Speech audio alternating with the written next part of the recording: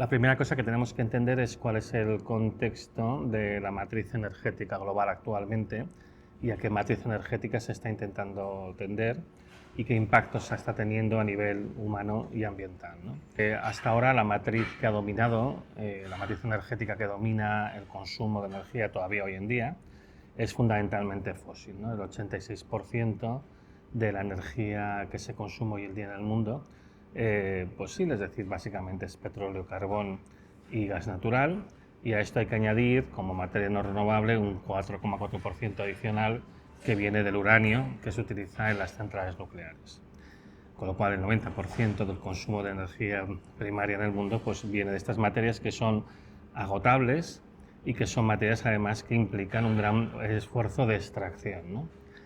Durante, digamos, los primeros 100 años desde, digamos, la extracción de la revolución industrial y demás, lo que ha habido es una apilación de todas estas materias primas energéticas sin que hubiera, digamos, necesidad de ir a otros territorios a extraerlas. Entonces se extraía fundamentalmente de los propios países industrializados, los países que hicieron la revolución industrial.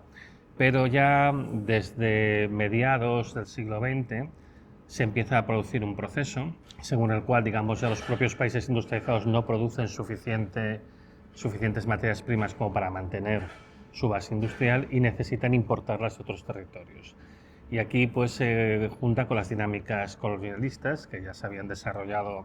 a finales del siglo XIX sobre todo. Hay un nuevo colonialismo que es de puño extractivista, que lo que pretende es esencialmente garantizar que estos flujos de materias primas, sobre todo las materias primas energéticas, siguen llegando en grandes cantidades hacia las naciones industrializadas. Los problemas específicos que causan la extracción de los combustibles fósiles son muy parecidos, tanto si hablamos de carbón, como si hablamos de petróleo, como si hablamos de gas natural. Al final tú necesitas tener pues, una base industrial importante en los puntos de extracción. Tú lo que necesitas es tener ingenieros formados, especialistas en las distintas maneras de extraer, en las distintas fases, las etapas de la extracción, del procesamiento, del transporte, etcétera, etcétera. Y generalmente además necesitas tener pues, gobiernos, vamos a decir, dóciles, que estén dispuestos a vender estas materias primas a un precio suficientemente barato para que las naciones industrializadas puedan permitirse el lujo digamos, de mantener una producción a un precio bastante bajo. Y yo creo que esta ha sido la dinámica que ha dominado sobre todo la segunda mitad del siglo XX. Entonces yo creo que es una dinámica que ha favorecido pues, los gobiernos títeres, los golpes de Estado, los desplazamientos forzosos en muchos territorios. Y se produjo un fenómeno completamente nuevo a partir, digamos, esencialmente del comienzo del siglo XXI. Y este fenómeno tiene que ver con el agotamiento de los recursos fósiles, un hecho que era muy bien conocido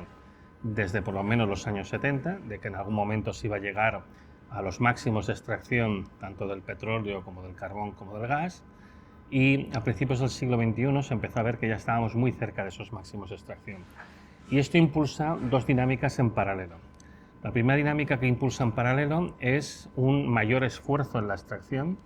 porque resulta que las materias que uno está extrayendo pues cada vez son más escasas, el esfuerzo que se tiene que hacer para extraerlas es mucho mayor, tienes que ir a mayor profundidad, tienes que remover mayor cantidad de roca para poder extraer una cantidad más pequeña de mineral, empiezan a establecerse actividades extractivas tremendamente devastadoras desde el punto de vista ambiental, como por ejemplo lo que se llama el Tube Mountain Removal, que es la eliminación, el derribo completo de montañas enteras para extraer carbón, por ejemplo. También se empieza a establecer otras prácticas bastante agresivas ambientalmente para la extracción de petróleo y gas, como por ejemplo pues es el tratamiento de los petróleos extrapesados en Canadá y en Venezuela, que esencialmente se trata de una especie de alquitrán o de brea que está mezclada con arena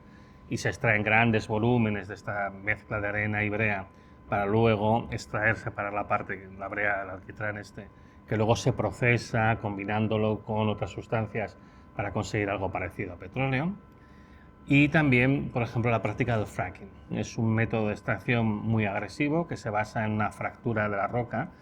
para intentar extraer cantidades residuales de hidrocarburos que están pegados a rocas que no son porosas, a rocas que no permiten fluir rápidamente la sustancia que uno está extrayendo. Y lo que implica, aparte de un gran esfuerzo energético, es un gran esfuerzo logístico. Y esto, bueno, pues motiva que fundamentalmente el fracking se ha practicado en los Estados Unidos, porque ellos tienen una capacidad logística muy importante y eso está causando una creciente degradación ambiental en los Estados Unidos por contaminación de acuíferos, por ocupación masiva del territorio, dado que se tienen que hacer muchas carreteras que quedan destrozadas por el paso continuo de camiones con materiales y demás. Y luego además porque hay problemas de sismicidad inducida, ¿no? Porque esto induce terremotos. El único otro país en el que se ha llegado a explotar el fracking a una escala significativa es Argentina, porque en la zona de la Patagonia tienen pues, algunos yacimientos, unas formaciones con cantidades significativas de hidrocarburos y se ha explotado, pero yo creo que también esto tiene mucho que ver con la situación de ruina económica en la que se encuentra ahora mismo Argentina, ¿no? Porque el gran problema que tienen estos hidrocarburos, digamos, marginales, cenitales, lo que se empieza a explotar a partir de que pasamos del siglo y entramos en el siglo XXI, es que como el esfuerzo extractivo es muchísimo mayor, en el fondo el coste para empezar energético y para seguir económico de su extracción es mucho más grande y evidentemente el impacto ambiental que generan es muchísimo mayor, ¿no? Entonces no todos los países se pueden permitir explotar estos recursos y por eso no es casualidad que estos recursos se han centrado en países pues, ricos como son Estados Unidos o Canadá. Venezuela sería un poco la excepción y esto también ha llevado a una gran crisis económica, lo mismo que el caso de Argentina. Y al final también lo que tiene es que tiene un recorrido limitado, porque evidentemente al final todas las dinámicas de la extracción se basan en la idea de que se impulse la economía de los países extractores, ¿no? Lo que es la metrópoli al final, ¿no? Entonces esto ha hecho que todo lo que es el fracking y los petróleos extrapesados hayan tenido un recorrido realmente limitado en el tiempo, ¿no? Se podría decir que pues, su proceso de crecimiento y apogeo se da esencialmente entre aproximadamente el año 2010 y el año 2020. Realmente ha sido una década, poco más de una década, con un crecimiento pues, que al final ha sido bastante limitado. Llega un momento que se ve que no se puede mantener la misma dinámica extractiva porque ya no es una dinámica que favorezca el enriquecimiento de las naciones industrializadas, porque no pueden ya conseguir, digamos, energía a bajo coste a base de, bueno, pues básicamente tener élites corruptas de otros países que favorecen la venta, la exportación de estas materias primas energéticas a bajo coste.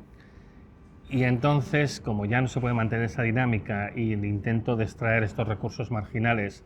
tampoco acaba siendo rentable porque se está haciendo sobre todo en los países industrializados porque son los que tienen la logística para poder hacerlo, pero se ve que el rendimiento es muy bajo, es cuando pasamos, digamos, a un plan B. Este plan B es el modelo de transición energética que se está básicamente impulsando, que es el de la renovable eléctrica industrial. Entonces, la idea es que vamos a hacer una sustitución de la matriz predominantemente fósil de energía que alimenta al mundo a una matriz predominantemente renovable, ¿no? En el que se va a producir energía de carácter renovable y que va a ser capaz de sustituir todos los usos actuales de los combustibles. Entonces, aquí se producen toda una serie de problemas adicionales. El primero es que técnicamente esto no es factible,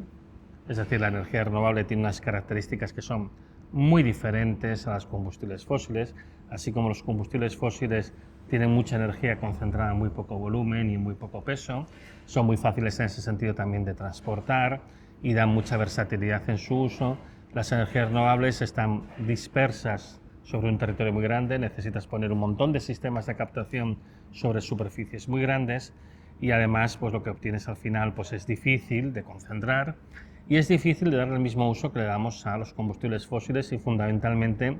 en lo que tiene que ver con la motorización, en lo que tiene que ver con el uso de motores. Entonces el gran problema, el gran caballo de batalla que tiene la energía renovable y es el escollo principal y que hace que no acabe de despegar este modelo de transición renovable es la imposibilidad de desarrollar motores que funcionen directamente con energía eléctrica producida por medios renovables, ¿no? Cuando digo la imposibilidad, no estoy diciendo que sea técnicamente imposible hacer motores que funcionen así, pero lo que es imposible es masificar la producción y el consumo de este tipo de máquina, ¿no? Entonces, uno de los grandes paradigmas es el coche eléctrico. Entonces, se ha dicho por activa y por pasiva que vamos a hacer una sustitución de los coches de motor de combustión interna que hay en el mundo por coches eléctricos. Y bueno, pues esto, el problema que tenemos es que los rendimientos que hay, la escasez de materiales y toda una serie de factores que contribuyen hacen que sea imposible masificarlo. En este momento en el mundo hay 1.400 millones de coches y lo que no es viable es pensar pasar a 1.400 millones de coches eléctricos, ¿no? Por todas las implicaciones que tiene de extensión de la red eléctrica, incremento de su capilaridad, de sus ramificaciones, las necesidades de contar con materiales que no son tan abundantes como el litio, el cobalto, el níquel, el manganeso, etcétera, etcétera. Fallando la idea de hacer la transición a un modelo masivo de coche eléctrico, la segunda idea que ha quedado es hacer lo mismo, pero basándonos en el hidrógeno, porque además otro problema que tiene el coche eléctrico o el vehículo eléctrico es que, dada la escasa densidad de energía que cabe en una batería, es imposible desarrollar maquinaria pesada que funcione con baterías, porque las baterías serían enormes, ¿no? Para poder construir un tractor eléctrico, una excavadora eléctrica, no digamos ya un barco eléctrico y demás, nos encontraríamos que las baterías serían gigantescas y realmente no se podría. Entonces la alternativa es el hidrógeno que dicen verde, ¿no? La idea es utilizar energía renovable eléctrica para producir cantidades masivas de hidrógeno y con este hidrógeno, concentrándolo, sometiéndolo a una presión muy elevada, poder conseguir mucha energía, para concentrar mucha energía como para poder operar una máquina pesada. El problema de todo esto es que, aparte de requerir muchos materiales escasos que son prácticamente los mismos del coche eléctrico, es que encima hay una eficiencia muy baja en la transformación de energía eléctrica a hidrógeno. Se pierde mucha energía por el cambio. Entonces, al final, esto hace que sea imposible de realmente plantearse una masificación de nuevo, porque es completamente inviable pensar que uno pueda autoabastecerse a partir de la energía renovable, porque la energía renovable tiene toda una serie de limitaciones, y en particular que depende de materiales que también son escasos, y en particular que depende para los procesos de fabricación, de extracción de materiales, transporte, instalación, mantenimiento, dependen de combustibles fósiles, que es lo que ahora mismo está entrando en esta fase de declive terminal por agotamiento. Con lo cual nos estamos encontrando que este modelo también está fracasando. Eso no quiere decir que no se esté intentando tirar con este modelo hasta el final, pero lo que sí que quiere decir es que vamos a llegar a una situación de impasse, a una situación en la que nada de esto va a funcionar, que va a favorecer, yo creo, la desesperación, por una parte, pues de las élites en los países occidentales, de que van a ver que no hay una posible continuidad del modelo económico extractivo y de incremento de capital en el que hemos vivido durante los últimos siglos. Eso por una parte. Por otra parte, de las clases medias de estos países, que van a ver que, bueno, pues que no se pueden mantener los estándares de consumo que tenemos actualmente. Y por último, y cosa que me parece más importante, un incremento del sufrimiento de las poblaciones de los países, que van a ver incrementadas todo el esfuerzo extractivista que se está haciendo para mantener esto. Esto sería un poco el cuadro general, y ahora entraré un poco en los detalles de las implicaciones que hay a nivel de los distintos procesos de extracción y los problemas que están causando en territorios concretos. Entonces, vamos primero en el caso del petróleo. En el caso del petróleo, pues es bien conocido que hay un conjunto relativamente reducido de países, aproximadamente hay unos 10 países que representan más del 50% de la producción total de petróleo. Y si miramos quiénes son estos países, pues aparte de Estados Unidos, nos encontramos pues con Rusia, Arabia Saudita, pues países del Golfo Pérsico y demás, y luego pues Irán, Irak, bueno, pues toda una serie de países que precisamente no se distinguen por su respeto a los derechos humanos, y en el fondo pues están siguiendo este modelo que comentábamos antes, de una élite que domina los procesos de extracción y de exportación, y una gran mayoría de personas que viven unas condiciones pues mucho peores, ¿no? Los problemas ambientales asociados a la extracción de petróleo, digamos, sobre todo lo que era esta primera etapa que describía, sería pues básicamente a partir de la mitad del siglo XX hasta finales del siglo XX, los principales problemas se concentran en ciertas zonas en las cuales para la extracción de petróleo es inevitable causar un gran impacto ambiental. En zonas desérticas el impacto sobre todo tiene que ver con el uso del agua, porque la industria extractiva del petróleo utiliza grandes cantidades de agua, y en territorios desérticos esto implica pues una competición con el uso sobre todo humano y también agrícola, y eso hace que, por ejemplo, en el caso de los países del Golfo haya una importación masiva de alimentos porque no se pueden autoabastecer, y eso implica que hay una presión adicional sobre países, sobre todo del África, que tienen que exportar alimentos a estas monarquías petrolíferas ricas del Golfo. Pero luego hay otros países, como es el caso de Nigeria, que es un país superpoblado, en el cual la extracción de petróleo se realiza sobre todo en el delta del río Níger. Entonces las condiciones de explotación de este petróleo pues ya son más complejas, y digamos que para garantizar un rendimiento adecuado, pues el respeto a lo que serían la normativa ambiental que típicamente tendría en un país occidental, pues es prácticamente nulo. Entonces, todas las explotaciones que están trabajando en la zona del delta del Níger, allí se suele producir habitualmente vertidos asociados pues, a problemas simplemente de que se produce una rotura de alguna tubería o que en el momento de que hay un proceso de cambio de alguna pieza o lo que sea, pues se produce un vertido y demás. Hay un problema adicional y es que Níger es un país, como he dicho, superpoblado con más de 80 millones de habitantes y la población está sumida en básicamente la miseria y entonces es frecuente los robos de gasolina y de petróleo, con lo cual pues, se producen perforaciones habituales en los oleoductos y los ductos en general que llevan combustibles y esto pues, suele generar un problema de explosiones y de contaminación adicional, ¿no? con pérdidas de vidas humanas muy importantes, ¿no? A esto además se le añade una conflictividad muy elevada. En el caso de Níger pues tenemos, por ejemplo, pues, grupos armados que operan en la zona del delta del Níger, tenemos Boko Haram también que opera en el país. Bueno, pues tenemos toda una serie de movimientos armados que de alguna manera pues, pretenden luchar contra una situación de exclusión social y de muchos otros problemas. El caso concreto de, Nigeria. El caso concreto de Nigeria además es bastante interesante porque es uno de los suministradores principales de petróleo de España, aunque la mayor parte de los españoles pues, no son conscientes de ello, ¿no? En este momento el 14% del petróleo que se consume en España viene de Nigeria. Y Nigeria es un país que en este momento no puede ni permitirse mantener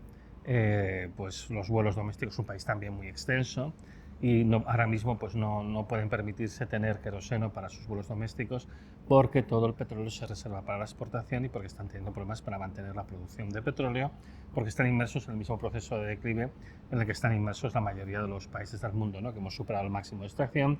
y empieza un proceso de declive que se alarga durante tiempo, pero que eso hace que se disminuya las exportaciones y se disminuya pues, los rendimientos para la élite colaboradora que favorece la extracción. En Nigeria, como está pasando también en muchos otros países, estamos viviendo situaciones de falta de abastecimiento de alimentos y, por ejemplo, ha habido huelgas de panaderos porque no podían conseguir la harina a un precio razonable. Cosa que, por cierto, también ha pasado en Irán, ¿no? Durante el año 2022 ha habido varios incidentes de pues, la población asaltando panaderías y quemándolas para protestar por el precio del pan. O en Irak, pues, ha habido varios asaltos al Parlamento de Irak, asociados también de nuevo un poco pues, al malestar interno del país, porque a pesar de ser un gran productor de petróleo, los combustibles van caros y los alimentos cada vez son menos accesibles, ¿no? Si miramos ahora el caso de Latinoamérica particularmente pues, los años 2021 y 2022 han sido muy negativos, con una gran cantidad de protestas en la calle en muchísimos países, pues Perú, Ecuador, Bolivia, Colombia, incluso en Argentina ha habido movimientos importantes, no digamos ya en Venezuela, incluso en México, pues de problemas de abastecimiento de combustible, y esto es especialmente llamativo en los casos de Argentina, Venezuela y México, que a pesar de ser países que son grandes productores de petróleo, los tres se encuentran en un proceso de declive ya muy fuerte, muy acusado, porque su producción de petróleo empezó a decaer pues, desde los años 2010-2012 y en este momento pues, lo que producen es cada vez de peor calidad y cada vez tienen menos para el suministro doméstico y esto evidentemente está causando pues, una gran problemática interior en estos países y también, por ejemplo, en el caso de México son frecuentes los incidentes asociados al huachicoleo, que es el robo de combustibles, de nuevo lo mismo, ¿no? Perforando pues, los oleoductos, los ductos de combustible y demás. Hay otros países, por ejemplo, como Colombia, donde se está discutiendo la posibilidad de importar técnicas más agresivas de explotación de hidrocarburos y particularmente el fracking. La producción de petróleo de Colombia pues, ha decaído bastante rápido en los últimos años y justamente pues, se está debatiendo la posibilidad de abrir algunas zonas para este tipo de explotación muy agresiva. Ya hemos comentado que la explotación del fracking solo puede ser rentable en países que están dentro de la élite extractora, ¿no? Y que tienen una gran infraestructura y que además de alguna manera son capaces de endosar los sobrecostos de esta fórmula extractiva a otros países que en el caso de Estados Unidos, por ejemplo, que sería el paradigma, lo consiguen esencialmente exportando inflación debido al hecho de que como ellos tienen el dólar y como todo el mundo tiene que pagar todo en dólares, pues al final ellos pueden imprimir tantos dólares como les dé la gana para favorecer sus procesos extractivos, pero eso al final lo acaba pagando el resto del mundo porque los dólares que tenemos los demás lógicamente quedan devaluados. Pero esta posibilidad no está al alcance de Colombia, entonces este tipo de ideas que se están intentando pues, fomentar yo creo que pueden ser bastante ruinosas para Colombia, como de hecho lo han sido para los Estados Unidos. Del año 2015 al año 2021 se ha producido la quiebra de la mayoría de las compañías que se dedicaban a la explotación de los petróleos y gases que se producen mediante el fracking, dejando un pasivo que supera los 300.000 millones de dólares. O sea que las quiebras han dejado una deuda de más de 300.000 millones de dólares, y eso en Estados Unidos, que es el sitio donde es más fácil hacerlo, ¿no? Pero por desgracia, pues este es el tipo de discursos y de discusiones que todavía estamos observando en Latinoamérica referente al consumo, por ejemplo, de petróleo. Pasa una situación semejante con el carbón. Hay muchos países que producen carbón. En ese sentido es un recurso que está mucho más distribuido que el petróleo, y también en Latinoamérica pues hay mucha discusión sobre la extracción de carbón. La extracción de carbón con respecto a la extracción de petróleo tiene unas características un poco diferentes, en el sentido primero que es un recurso más distribuido, segundo que como es un recurso de minas, un recurso de minería, no tienes que hacer exactamente lo mismo que en el caso del petróleo, que tú haces una perforación, el petróleo fluye solo, tú realmente bajas a buscar el carbón. Entonces tú realmente abres un agujero, vas a extraer el carbón y en última instancia, si es preciso, utilizando mano de obra esclava, tú puedes conseguir una rentabilidad a vetas de carbón muy escasas. Y esto, por desgracia, es una tendencia creciente, ¿no? En todos los países, que los sueldos asociados a la minería de carbón van bajando porque las vetas cada vez están más agotadas o más escasas, y en última instancia hay muchos países que las condiciones de explotación del carbón son cercanas a la esclavitud. Aparte, el problema que tenemos con el agotamiento de las minas de carbón son estas prácticas muy agresivas, como lo que comentaba antes, la eliminación de montañas enteras para extraer el carbón, y luego pues para la separación de lo que es la ganga de la mena, la separación de lo que es el mineral de carbón de la roca de residuo, pues normalmente pues aquí se generan grandes escombreras de residuos, del carbón y demás, que tienen el inconveniente de que generan un impacto ambiental muy importante, entre otras cosas, porque los minerales que vienen a veces asociados con el carbón contienen grandes cantidades de azufre, de metales pesados y a veces incluso de residuos radiactivos que son naturales, que están dentro de la propia tierra, y todas estas sustancias acaban filtrando los acuíferos y todas estas sustancias acaban contaminando el agua de boca de las comunidades donde se explotan masivamente este tipo de recursos, y mayormente pues en los casos en los que ya estamos hablando de minas que están muy agotadas. De nuevo, pues Colombia es un ejemplo que viene rápidamente a la cabeza porque es un productor de carbón significativo en el contexto de Latinoamérica. En el contexto del mundo, los grandes productores de carbón son de nuevo los Estados Unidos, China, Rusia, India y Australia, y luego a un poco más de distancia Sudáfrica. El caso de Sudáfrica también es bastante interesante porque es un país bastante desarrollado y sin embargo con un volumen de población muy empobrecido. Es un país que exporta carbón y sin embargo no está pudiendo mantener su suministro eléctrico, siendo frecuentes pues ahora mismo los cortes de luz que duran 10 y 11 horas cada día, hasta el punto de que, viendo la situación tan precaria de la red eléctrica, hace poco el gobierno de Sudáfrica ha decidido enviar el ejército a proteger las centrales nucleares que tienen para evitar que haya asaltos por parte de la población, que obviamente está bastante enfadada con el hecho de que el suministro eléctrico está garantizado en ciertas zonas de Johannesburgo, pero para la mayoría de la población se pueden pasar días enteros prácticamente sin luz, ¿no? Y esto de nuevo pues obedece a estas lógicas extractivistas. Incluso en un país relativamente desarrollado como Sudáfrica, pues nos estamos encontrando que en esta época de escasez creciente de los recursos fósiles, lo que se está haciendo es priorizar el consumo de las élites extractoras de los países del norte, en detrimento pues, de las necesidades de las poblaciones del sur. Y esto añadamos, como he dicho, pues, todo el tema del problema de la contaminación. En cuanto al gas natural, la situación es bastante semejante a la del petróleo. De hecho, muchas veces las explotaciones de petróleo son explotaciones de gas natural, porque el gas natural suele ir asociado al petróleo, y de los pocos sitios donde se explota el gas natural simplemente por el gas natural, suelen ser depósitos que se suelen encontrar sobre todo en Rusia y en los países del Golfo Pérsico. El resto de los países del mundo hay algunas explotaciones puramente de gas, pero generalmente están asociadas a las de petróleo y ya tienen toda la problemática asociada a la extracción de petróleo. Y en el caso de Rusia y los países del Golfo, pues pasa algo parecido a lo que pasa con la extracción de petróleo, la necesidad de agua, toda la presión que eso establece, etc. Y en el caso de Rusia tiene enormes depósitos de gas, y estos depósitos de gas se están pudiendo explotar en condiciones que ambientalmente pues, son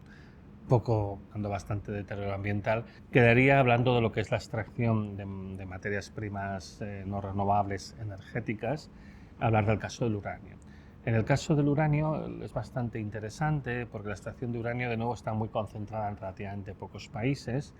y la mayoría de estos países están generando problemáticas muy serias a nivel social, a nivel ambiental y a nivel de salud. El principal productor de uranio del mundo es Kazajistán, que es una situación muy curiosa, es un estado satélite de Rusia, formaba parte de la antigua Unión Soviética y ahí bueno, pues existen minas muy importantes, depósitos también importantes, reservas de uranio de las antiguas ciudades secretas que tenía el Estado soviético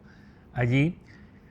Y es muy curioso porque es un país que es el paradigma de, digamos, tener una élite corrupta que está a favor de las élites extractivistas. Tienes una persona, el presidente de Kazajistán, pues es el típico caso de culto a la personalidad, un estado muy represivo, un estado en el que ha habido muchas protestas en los últimos años. Níger es un país que produce el 40% del uranio que se consume actualmente en Francia. La extracción del uranio en Níger se realiza a día de hoy mediante técnicas muy agresivas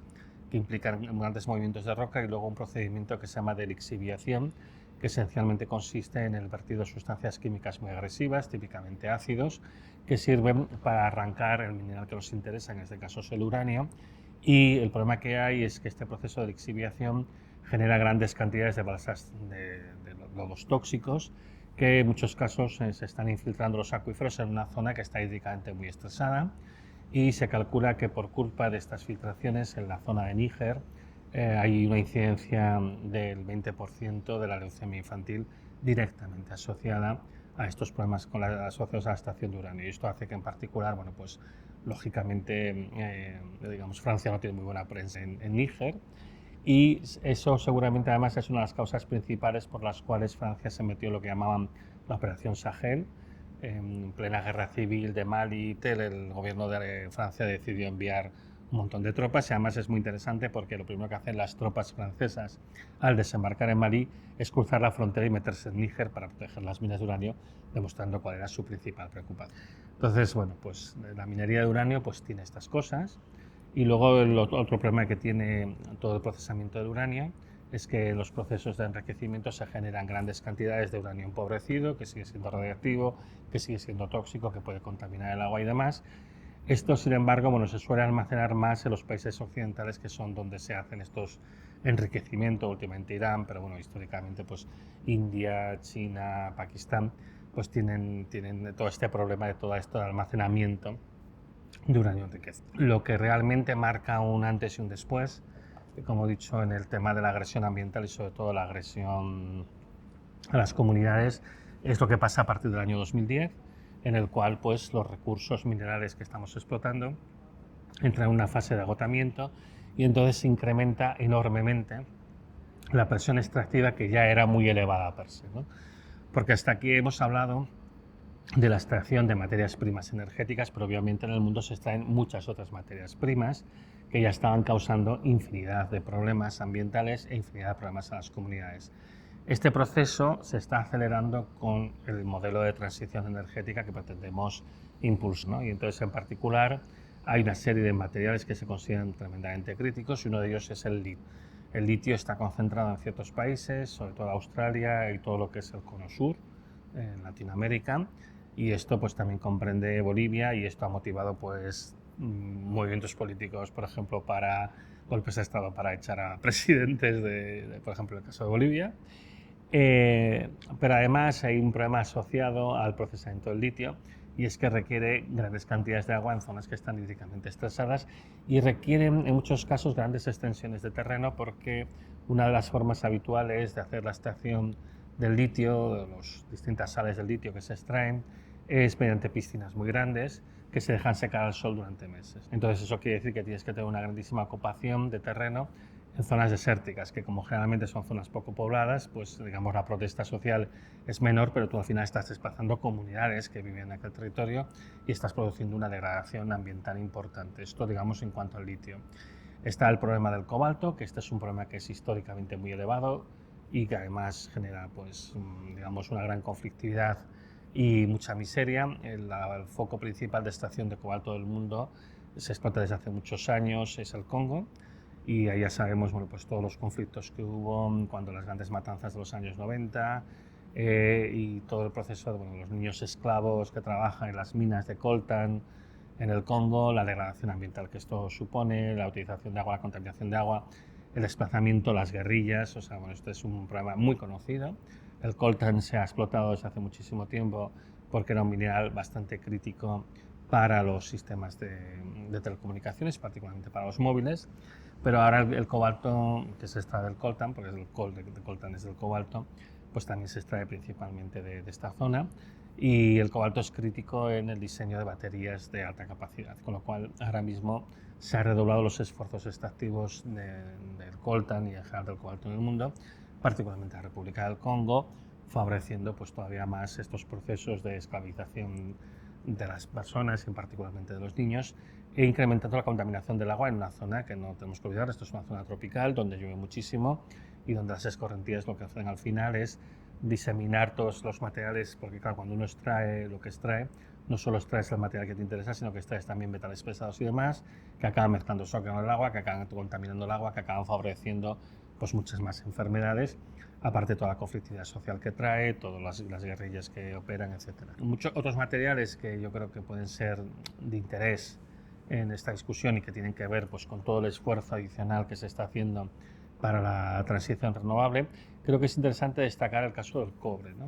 En el caso del cobre, lo que estamos viendo es que las minas de cobre del mundo, las más importantes, están en Chile. Chile contiene pues aproximadamente un tercio de las reservas mundiales y produce un cuarto de todo el cobre que se está produciendo en todo el mundo, pero es el país claramente dominante en la producción de cobre. Y un problema que está teniendo Chile desde principios del siglo XXI es que los costes de extracción se están disparando simplemente debido al proceso de radificación de las minas, simplemente se están agotando. Entonces lo que queda cada vez es más escaso, cuesta más esfuerzo de extraer, hasta el punto de que sus costes energéticos y económicos se han multiplicado por más de 3 desde que empezó el siglo XXI. Y uno de los grandes problemas que está teniendo Chile es que, claro, se está pidiendo muchísimo cobre, porque el cobre es un material fundamental para los modelos de electrificación del mundo. El cobre se utiliza para todo, se utiliza para los pequeños dispositivos electrónicos y eléctricos, se utiliza en las líneas de baja tensión, se utiliza también pues, en los bobinados de los generadores eléctricos, de las turbinas eólicas, pero también de las centrales hidroeléctricas, de una central nuclear, de una central de gas. Cualquiera de estos utiliza grandes bobinados de cobre, con lo cual hay una demanda de cobre brutal, y a pesar de que sí que se hace reciclado de cobre, pues no es suficiente para satisfacer el apetito global. Y esto está llevando a que en Chile se estén dando unos procesos muy agresivos, también con mucho desplazamiento de población y además con mucha contestación social, entre otras cosas porque se están haciendo un montón de instalaciones auxiliares para ayudar a la industria del cobre, ¿no? Y esto está incluyendo desde plantas de desalinización para producir el agua de calidad que se necesita en la minería del cobre, grandes proyectos de centrales hidroeléctricas, sobre todo en la zona del sur del país, más la región del Biobío, que es todo el problema de la población local, ¿no? De mapuches, que evidentemente pues tampoco están demasiado contentos con estos grandes proyectos. Contarles que la región del Biobío es la que más produce energía en Chile, alcanzando un 30% de la producción total, y que la región de Antofagasta es la que más consume energía, alcanzando un 33% del consumo. Dada la casualidad que la mayor concentración de actividad minera en Chile se encuentra en la región de Antofagasta, y que eso nos hace preguntarnos para quién realmente se produce tanta energía y cuáles son los reales costos y beneficios que percibimos las comunidades de parte de la industria energética. El precio de la energía en Chile ha aumentado ostensiblemente en los últimos años, llegando a ser uno de los más altos en América Latina y en el mundo. Esto debido a que nuestra matriz energética depende directamente de combustibles fósiles como el carbón y el petróleo, los que son altamente caros y altamente contaminantes. En Chile esta industria está dominada por empresas como AES Gener, Colbún y Endesa, quienes además de contar con el 80% del dominio de esta industria, también regulan a la entidad que pone los precios, ya que es financiada por estas mismas empresas, lo que ha impedido que se pueda regular el precio de la industria energética en Chile. En medio de una crisis hídrica que hace más de 10 años está afectando al territorio y que podríamos llamar hoy como una hipersequía, contarles que el 17,1% del agua producida en Chile se ocupa para la industria energética. Cada cierto tiempo vemos como la promesa de nuevos proyectos y energías limpias, renovables o solo menos contaminantes se viene instalando en Chile. Al principio la industria termoeléctrica fue la que invadió los territorios, particularmente del sur de Chile, del centro, donde hoy percibimos las fuertes consecuencias de esta industria tan contaminante en enfermedades en generaciones y generaciones de personas en los territorios. Posteriormente, y en contraposición a la termoeléctrica, la industria hidroeléctrica parecía una energía mucho menos contaminante, limpia e incluso se le pudo llamar energía renovable en algún momento. Vimos en los años 90 como la industria hidroeléctrica se instaló en el sur de Chile devastando los territorios con múltiples embalses que provocaban un daño de no retorno, migraciones forzadas de diferentes comunidades, tanto chilenas como mapuche, en el territorio de Chile y de Wallmapu. Y no solo vimos el despojo del territorio de estas comunidades, sino también el despojo de su ancestralidad, de su identidad, de la forma de establecer su cosmovisión. Y también las comunidades aledañas nos vimos afectadas al no poder conocer acerca de estos territorios y también de los saberes y toda la cultura histórica que proporcionaban y que estaban conservando estas comunidades a lo largo de Chile y de Wallmapu. Y luego, digamos, el último proceso extractivo que está viendo un auge tremendo en los últimos años son los procesos de extracción directa de energía renovable, ¿no? Y esto, lo que va a la cabeza son los proyectos de gran hidráulica, que esto está teniendo muchísima importancia, sobre todo en lo que es Latinoamérica y África, ¿no? También por lo típico, porque son la zona del sur global típicamente explotada para todos los recursos. Y aquí lo que se está haciendo es promover grandes proyectos, sobre todo de hidroeléctrica, pero también algo de eólica. Y la idea aquí de producir tanta hidroeléctrica tiene dos utilizaciones. Una es para los grandes recursos de agua que se necesitan estas minerías cada vez más intensivas, entonces necesitas estas grandes reservorios de agua. Y luego la propia energía eléctrica, la propia energía hidroeléctrica que se produce, su objetivo es también alimentar estas industrias extractivas, pero además está apareciendo un nuevo tipo de industria extractiva, que es la industria del hidrógeno verde, ¿no? La producción del hidrógeno verde, como hemos comentado antes, es altamente ineficiente. El uso, digamos, la propia producción de hidrógeno a partir de la electrólisis del agua, de romper la molécula del agua con una corriente eléctrica, en una planta de electrólisis comercial de las más eficientes que tenemos hoy en día, pues tiene un rendimiento del 50%, quiere decir que se pierde la mitad de la energía de la electricidad. Pero si luego este hidrógeno verde se destina, por ejemplo, a motores, que es lo que se pretende hacer, sobre todo en maquinaria pesada, las pérdidas totales desde la electricidad llegan a ser del 90% más. Son unas pérdidas absolutamente colosales y este es el motivo por el cual la propia Unión Europea, a través del documento que se llama Estrategia Europea del Hidrógeno Verde,